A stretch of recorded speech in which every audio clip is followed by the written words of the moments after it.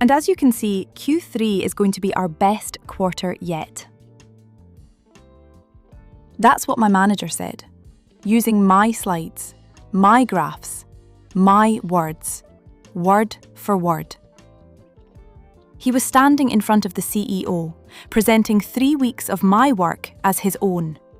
And the CEO was nodding, saying, "Brilliant." I didn't interrupt. I didn't correct him. I just let him finish. Because on slide 7, I had left a little trap, and he walked right into it. My name is Priya. I'm 28 years old, and I was a senior marketing analyst at a tech startup in Seattle. I was not supposed to be in that boardroom. Analysts never get invited to the CEO meeting. But my manager, Mark, was, and he had nothing to present. So he stole mine. This is the story of how my boss stole my presentation, how I let him present it for a full 12 minutes in front of the founder of the company, and how 7 words from me ended his career with a screen recording. I loved data. I know that sounds boring, but I loved making messy numbers into a clear story. Our startup had just raised Series B, and the CEO, Daniel, was obsessed with Q3 projections. He wanted a deck that predicted everything: innovation, marketing, product, revenue, all of it. Mark, my manager, was put in charge. He told me, "Priya, you are the numbers girl. You build it, I'll polish it and present it." That was normal. That's how it worked. I built things, he presented them. He always gave me credit. At least, he used to. So for 3 weeks, I lived in that deck. I came in at 7 a.m, I left at 9 p.m. I missed my sister's birthday dinner because the revenue model wasn't balancing. I built 42 slides. Every chart, every formula, every projection was mine. I sent the final version to Mark on Sunday night at 11:47 p.m. I wrote, "Here's the final deck. Let me know what you think. I'm so proud of this one." He replied at 11:49 p.m, 2 minutes later. He said, "Great work." Just that. Great work. Monday morning, 9 a.m, is our board meeting. Only directors and above are invited. I'm at my desk drinking coffee when my friend from product, Jen, slacks me. She says, "OMG Priya, you're in the board meeting. Daniel just said your projections are brilliant." I freeze. I type, "What? I'm not in the board meeting." She says, "Mark is presenting your deck right now. Daniel thinks it's Mark's." My stomach dropped to the floor. I opened our shared drive. I clicked on the file I had sent Mark. The file name was still Q3_projections_Priya_final.pptx. But the author name had been changed. It said, "Created by Mark T." And the last edited time was 8:15 a.m. this morning, 15 minutes before the meeting. He didn't even make his own copy. He just changed my name to his on my file. I could have run into that room. I could have barged in and said, "That's mine!" But something stopped me. A cold, clear voice in my head said, "Let him." So I opened my laptop. I opened Loom, and I hit record. I recorded my entire screen, showing the version history, showing that I was the original creator, showing every edit I had made for 3 weeks. And then I walked to the boardroom and stood quietly outside the glass wall, where I could see him. Through the glass, I could see him. He was pointing at my graph, my blue and red bar chart that took me 6 hours to get right. He was saying, As I was analysing the market, I realised.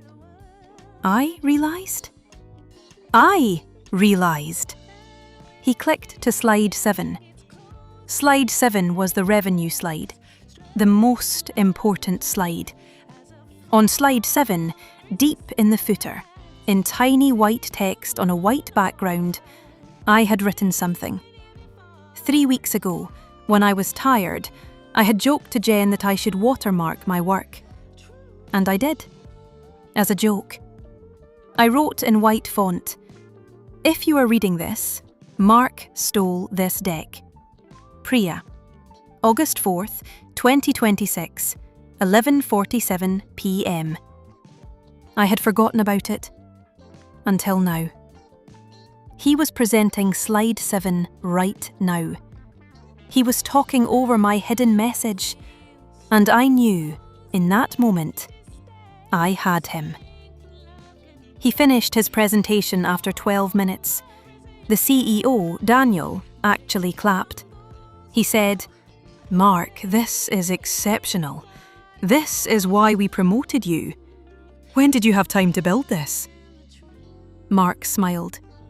That smug, sweaty smile. He said, "Oh, worked all weekend. Just really passionate about Q3. That was my cue. I knocked softly and opened the boardroom door. 12 heads turned. All directors. All men, except one. Mark's face went pale when he saw me. Daniel said, "Oh, Priya, perfect timing. Mark was just showing us his projections. What do you think?" I smiled. A small, calm smile. Clara's smile. I said, "I think it's a great draft. I'm glad Mark liked the version I sent him on Sunday night at 11:47 p.m. But should I show you the final version? The one with the notes?" The Remery went silent. Mark stammered. "Priya, what are you... This is my deck." I said, very quietly, "Mark, on slide 7, could you read the footer for everyone, the white text?" He didn't know. He couldn't see it. Daniel squinted at the screen. "What footer? There's nothing there." I walked to the laptop, which was still plugged into the projector. I highlighted the entire slide, and my tiny white text appeared big as day on the 80-inch screen. "If you are reading this, Mark stole this deck. Priya, August 4th, 2026, 11:47 p.m. You could hear a pin drop. Mark tried to laugh. He said, "It's a joke. It's a team joke. Priya and we joke around." I didn't argue. I just plugged in my laptop. I said, "Daniel, could I have 90 seconds? I opened the version history. It showed 47 versions, all by me. Priya S. Created, edited, saved. For 3 weeks. I opened the file properties. Created by Priya S. Author, Mark T. Modified, 8:15 a.m. today. I opened my Loom recording from 10 minutes ago, showing me recording all of this. I said, I built this deck. Every slide. I sent it to Mark at 11:47 p.m. on Sunday. He changed the author name at 8:15 a.m. today and presented it as his. I looked at Mark. I said, You said you worked all weekend. You worked for 2 minutes, at 11:49 p.m, when you replied, Great work. Daniel didn't say anything for a long time. He just stared at Mark. Then he said, Mark, is this true? Did you steal Priya's work? Mark started sweating. He said, I mentored her. I guided it's a team effort. Daniel stood up. He said, a team effort is when you say, Priya and I built this, not when you erase her name. He turned to me. He said, Priya, are you okay to present the real final version? The one without the watermark? I presented for 20 minutes. My hands were shaking, but my voice wasn't. I knew every number. When I finished, Daniel clapped again, but this time he was looking at me. He turned to Mark and said, "Mark, pack your things. You're done here. Not because you stole a deck, but because you looked me in the eye and lied about it for 12 minutes. If you'll steal credit, you'll steal money. Get out." Security didn't need to be called.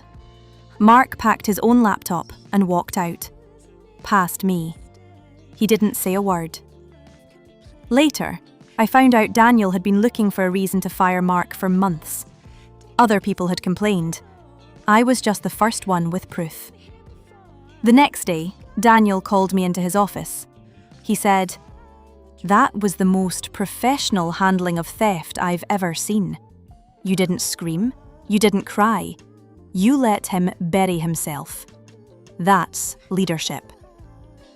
He promoted me to marketing manager, Mark's old job, with a 30% raise. He also made a new rule. Every presentation now has to have the creator's name locked in the file properties. He calls it the Priya rule. The lesson here isn't to watermark your work in white text, although maybe do. The lesson is that toxic managers who steal credit are lazy. They are always lazy. They will always take the shortcut. They will always forget to check slide 7. So you don't have to fight them. You just have to let them finish and document everything. Because to keep years, they will present your work so confidently, they will forget it was never theirs to begin with. If a manager ever took credit for your work, you are not crazy. You are not being sensitive. You are being stolen from. And you deserve to be in that boardroom with your name on the slide. Have you ever had a boss steal your idea? Comment what they stole and how you proved it. And next, my work best friend stole my $50,000 commission while I was at my father's funeral. And she posted the check on Instagram.